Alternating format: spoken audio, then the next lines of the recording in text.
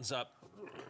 Hey guys, this is Baileywiki, and we're watching some footage of battles from Critical Role. If you haven't caught it, I'll link to it in the show description. There's a reason that Matt Mercer, the GM, does this, right? So D&D isn't all about the battles. It's usually mostly about theater of the mind. But when it is a battle, you really can't get any better than a three-dimensional space. Players love it. It's tactically interesting. It's why I designed so many of my maps using the levels module. So the idea of true 3D in Foundry has always interested me, but 3D's been a harder trick, right? So Ripper opened the door with his 3D canvas module suite. So he does have other modules associated with it, but there's not really enough content out there. It's too hard to get into Foundry. You have to know things like Blender or Unity. It takes up a lot of space. So what if I told you I cracked 3D? Well, at least the start of it. What I'll call a VTT appropriate level of 3D.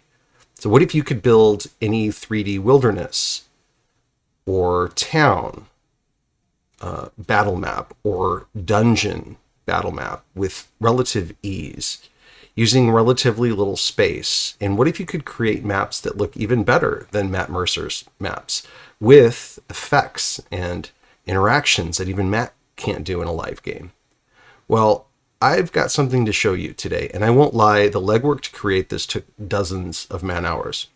But I've done a ton of that legwork for you, and I'll show you how you can do it yourself if you've got the time, or if you want to expand on what I've already done.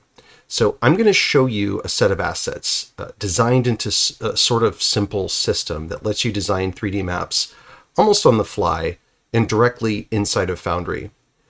And the final piece, Ripper, is letting my Patreons download Foundry V9 version of 3D Canvas for free for the month of August 2022. So if you're seeing this within that window, join my Patreon today and you get all the assets that I'll show you. You can try all of this out yourself. So thanks, Ripper.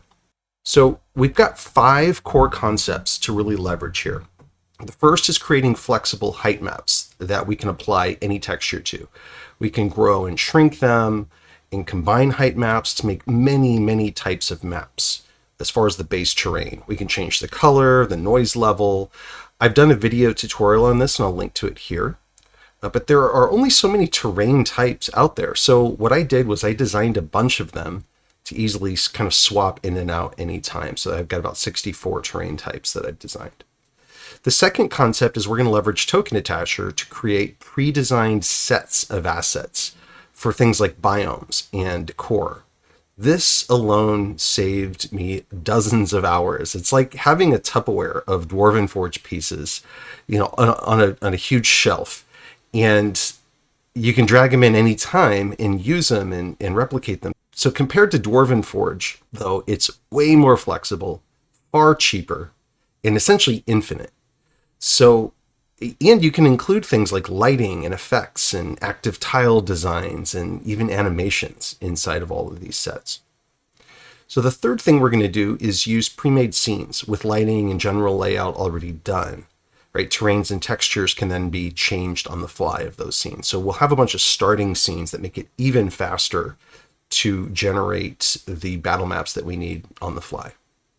The fourth concept is we're going to leverage light particles for really effective ambiance and effects. So the last concept is we're going to leverage some ideas around tokens. So Ripper has done some great work with his 3D portrait module and integrating with Hero Forge. So we'll touch on that. And then we're also going to talk about his 3D Canvas token collection, which is a free module, and it's full of hundreds of minis, three-dimensional minis. Really, any mini that you need to run a game, it's probably gotten there. So we'll talk about how to use that too. So for this tutorial, I'm going to cover some modules and assets that you need first off to get started. And then we're going to go ahead and build a scene. I'll go into detail on some of the advanced tile settings so you can tweak things that either I've done or just know how things behave.